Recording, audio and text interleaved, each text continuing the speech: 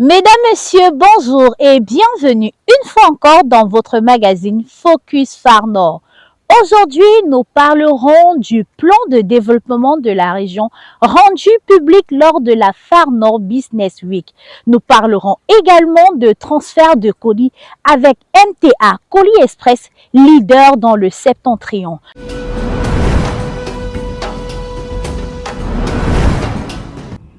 Le plan de développement de la région de l'extrême nord est désormais connu. Il a été rendu public lors de la FNBW à Maroua.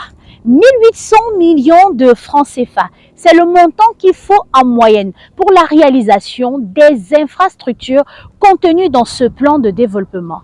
Les détails avec Michel Solution, Fauquois.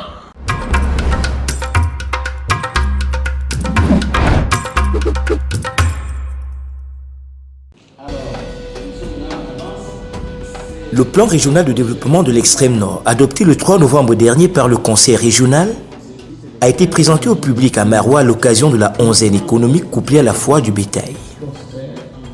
Ce document vedette du Phare Nord Business, créé par le conseil régional de l'extrême nord, est subdivisé en 3 grandes parties. Une première composante qui porte sur la reconstruction. Cette composante comporte 2 sous-composantes, à savoir la réhabilitation des infrastructures détruites par la secte terroriste Boko Haram et le démarrage ou la reprise des projets abandonnés du fait de ces crises ou pour diverses raisons, parmi lesquelles les défaillances des entreprises. La deuxième composante porte sur le développement des infrastructures. Il est question ici de relever le niveau infrastructurel de la région de l'extrême nord, région évidemment qui connaît un grand déficit sur le plan infrastructurel. Des projets d'envergure sont envisagés dans cette composante. La troisième composante est relative aux appuis aux activités socio-économiques afin de pouvoir améliorer les conditions de vie des populations de cette région en leur accordant des revenus, en facilitant l'emploi, l'insertion professionnelle donc, des jeunes. Et également, il faut, dans le cadre de cette composante, renforcer la résilience au changement climatique des populations qui sont notamment dans les zones inondables de la plaine de Ouaza-Logon. L'extrême nord peut se targuer d'être la première région du pays à réaliser son plan régional de développement, ce qui n'est pas un exploit négligeable. En tant que premier plan, il contient les préliminaires, un certain nombre d'éléments et de projets clés qui peuvent permettre de développer cette région.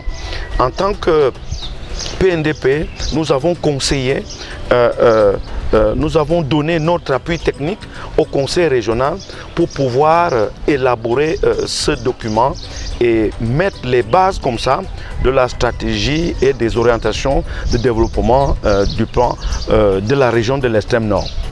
Budgétisé à 600 milliards de francs CFA, il met en exergue les potentialités agro-pastorales, culturelles et socio-économiques de cette région qui est la plus peuplée du Cameroun.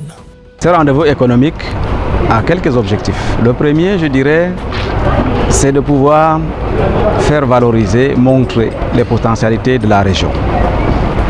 La deuxième, c'est un tout petit peu montrer l'aspect culturel de la région. Le troisième, enfin, c'est tout simplement la sérénité de vivre ici, dans la région, parce que, vous savez, c'est une région qui a été longtemps sous la menace de la secte Boko Haram. Et l'image qu'on garde de la région jusqu'ici, c'est toujours que en fait, c'est une zone rouge, etc. Donc nous pensons qu'il était temps qu'on dise quand même à la communauté nationale, internationale, que l'extrême nord est une destination qu'on peut compter maintenant avec les autres comme étant devenue normale. Le dynamisme local avec en toile de fond, la valorisation des niches d'opportunités et l'exploration d'autres atouts vont, selon ce document qui s'inspire de la SND 30, permettre à l'extrême nord d'impulser et de réaliser son développement. La région de l'extrême nord, au titre du schéma, n'est-ce pas, législatif des différents articles de la direction générale du Code général des impôts, notamment les articles 121 et 121 bis, n'est-ce pas, des régions, des zones économiquement sinistrées, n'est-ce pas, bénéficient des avantages fiscaux, n'est-ce pas, notamment pour les nouveaux investissements et aussi pour la reconstitution, n'est-ce pas, de la production pour les anciennes entreprises. Nous invitons donc les différents opérateurs économiques de la région de l'extrême nord, n'est-ce pas, à s'intéresser à la chose et de faire en sorte que le plan de reconstruction de la région de l'extrême nord piloté par le conseil régional, n'est-ce pas, puisse franchement, n'est-ce pas, prendre son envol et que la région de l'extrême nord retrouve, n'est-ce pas, son élan économique d'antan et que les opérateurs économiques d'ailleurs puissent également revenir, n'est-ce pas, venir investir dans la région de l'extrême nord pour que, n'est-ce pas, le Cameroun aille davantage de l'avant. Avec ses nombreux atouts en ressources humaines, touristiques, culturelles, géographiques et économiques, la région la plus au nord du pays a tout pour s'imposer comme une des locomotives du pays et veut se mettre sur les rails pour le devenir. C'est un document important. C'est un document de planification, c'est un document boussole. Parce que vous vous rappelez certainement, quand on parle de l'extrême nord en général, eh bien, c'est juste qu'on revient sur les côtés un peu négatifs de la situation. Nous sommes vraiment la région des extrêmes parce que nous portons bien ce nom-là, on peut dire. On va parler de l'extrême nord quand il y a inondation comme en ce moment-ci. On va parler peut-être de la région de l'extrême nord quand il y a des familles. Ou alors les pachydermes ont fait une sortie, Boko Haram est là, etc. Mais nous pensons qu'il y a également le second volet de l'extrême nord qui est là, et qui est l'extrême nord véritablement entreprenante, qu'il faut montrer à la communauté internationale, nationale. Par exemple, il fait trop chaud ici, qu'on dit, le soleil brûle, etc. Mais en fait, on se rend compte que le soleil en tant que tel est une source d'énergie transformable en énergie. Et de l'autre côté, nous avons un déficit énergétique, comme tout le monde le sait. Donc, nous avons la possibilité de transformer ce soleil en énergie parce que tout simplement, donc, la région de l'extrême nord est classée parmi les régions qui reçoivent le maximum possible à travers le monde de l'éclairage solaire. Ces inondations qui causent tant de dégâts, les pluies, nous avons à peu près pendant 3-4 mois dans l'année. Le restant demeure une sorte donc de période sèche où rien n'est possible à travers l'eau. On se dit donc que dans ce cas-là, pourquoi ne pas faire un peu de rétention de ce qui est en train de causer des dégâts pour pouvoir en faire une source de production, que ce soit agricole, que ce soit pour l'élevage, que ce soit pour le besoin humain, tout simplement. Eh bien, il y a d'autres potentialités comme ça que nous avons dans la région, qu'on ne connaît peut-être pas, auquel le grand public ne connaît pas, ou même que nous-mêmes ne connaissons pas.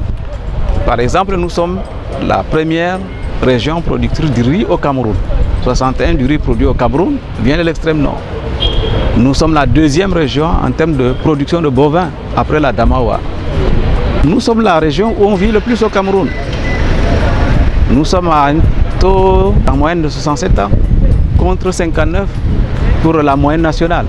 Ce n'est pas connu. Donc, ça veut dire quand même qu'il y a des potentialités, il y a des choses à faire valoir dans cette partie du pays et tout ceci se retrouve donc être résumé dans ce plan régional de développement qui constitue un document phare, un document guide pour pouvoir adresser, que ce soit l'État, que ce soit les partenaires au développement. En tout cas, il faut rechercher les financements pour que la région de l'extrême nord décolle de la position actuelle. Il y a des positions où nous excellons. Pourquoi ne pas faire mieux? Il y a des positions où on est dernière. Et on peut décoller. Le grand défi reste celui de la réalisation.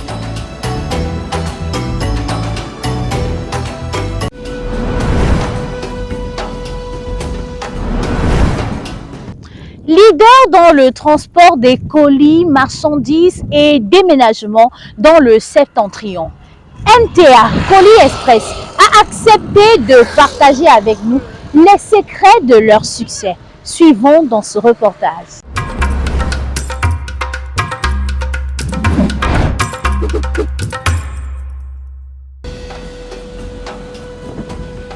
Maroua, extrême nord Cameroun. Nous sommes au quartier Funangue, dans l'arrondissement de Maroua 2e, au siège régional de MTA Colis Express. Ce camion, parti de Douala il y a seulement 60 heures, est déjà sur le lieu de livraison. Il aura parcouru près de 2000 km pour acheminer ses colis à Maroua. Une fois arrivé, Tata, conducteur de ce camion, se dirige vers le premier contrôle. Celui-ci est chargé de vérifier que tous les colis mentionnés sur le bordereau sont réellement présents. Après cette première étape, le bordereau d'envoi est acheminé chez le directeur d'agence régionale qui contrôle à son tour.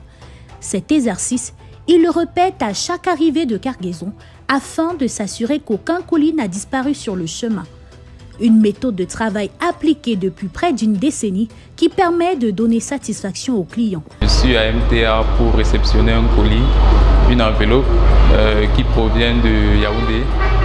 L'envoi a été fait lundi et voilà, nous sommes mercredi et c'est déjà disponible. Donc je tiens vraiment à souligner l'appréciation que je fais de la qualité du service, l'accueil du personnel et puis le sens de la responsabilité. Avant d'arriver, j'ai reçu un message et voilà, je me suis déplacé. J'ai récupéré le colis, pleinement satisfait et je repars tout joyeux. Merci au service que vous rendez à la communauté de Maroua.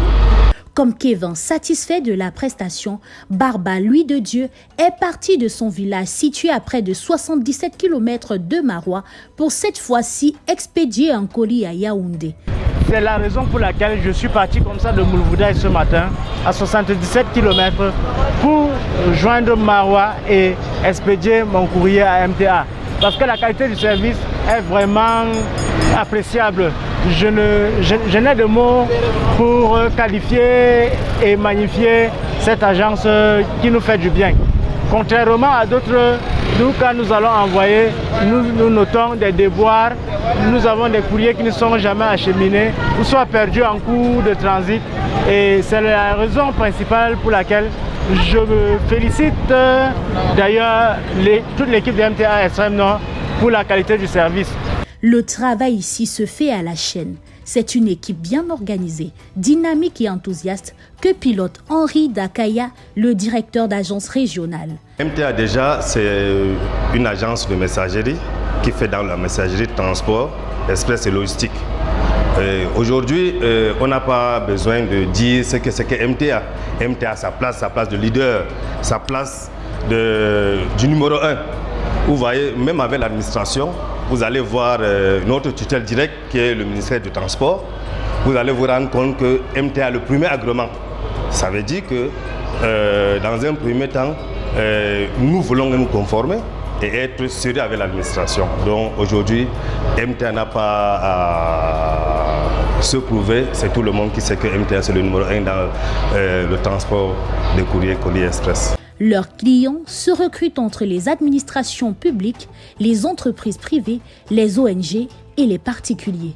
Avec l'événement actuel, que ce soit le courrier, que ce soit le colis, ça doit être d'abord identifié pour savoir exactement le contenu. Parce qu'aujourd'hui, les gens peuvent infiltrer beaucoup de choses. C'est la raison pour laquelle tout le monde, tous les agents savent que quand il y a une expédition, on doit d'abord vérifier le contenu avant toute action. Grâce aux moyens de déplacement mis à leur disposition et permettant d'acheminer les colis, même dans les zones les plus enclavées de la région, MTA Colis Express couvre la quasi-totalité de la région de l'extrême nord. Merci à la très haute hiérarchie, en l'occurrence le président du conseil d'administration, avec son état-major qui ne cesse tous les jours de nous accompagner pour que nous puissions satisfaire notre clientèle. Et nous-mêmes les agents, nous sommes satisfaits.